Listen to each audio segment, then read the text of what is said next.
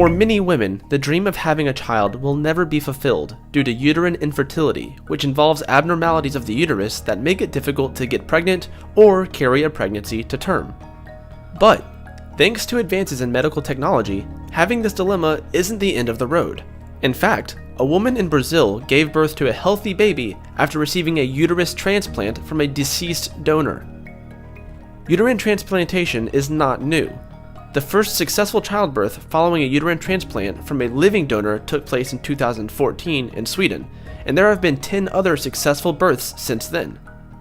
But this is the first time that a uterus has been successfully transplanted from a dead donor, which resulted in the birth of a healthy baby.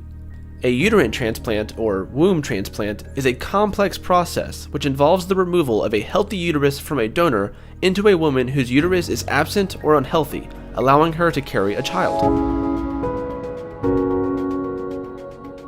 In this case, the transplant recipient was a 32-year-old woman who was born without a uterus due to a rare genetic disorder that affects 1 in 4,500 women and causes a patient's vagina and uterus to be either absent or underdeveloped. However, her external genitals were normal and her ovaries still functioned and contained eggs. The donor for the transplant was a 45-year-old woman who died of a stroke and had 3 normal children. The procedure to transfer the uterus from donor to recipient lasted more than 10 hours. Once the uterus was successfully incorporated into her body, she received fertilized embryo produced by in vitro fertilization, or IVF, 4 months before the transplant. This resulted in a successful pregnancy, and after 35 weeks, a baby girl weighing 6 pounds was born to the recipient woman. During the delivery, the transplant uterus was removed and showed no abnormalities. Both the mother and the baby are healthy. 10 previous attempts in the US, the Czech Republic, and Turkey to achieve a live birth using a uterus taken from a dead individual had all ended in failure.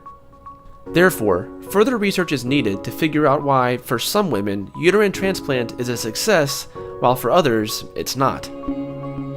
Researchers have been trying to help women with uterine infertility, and now a viable procedure to transplant uteri from deceased women could open the door to thousands of women with uterine problems to have children of their own. Infertility affects roughly 15% of couples of reproductive age. Around 1 in 500 women are born without a uterus due to birth defects, while others have to remove theirs for medical reasons. Until recently, the only options available to women with uterine infertility were adoption or the services of a surrogate mother. This could all change with uterine transplantation. According to researchers, deceased uterus donors could expand the options for women, as there are far more women in need of transplants than there are potential living donors.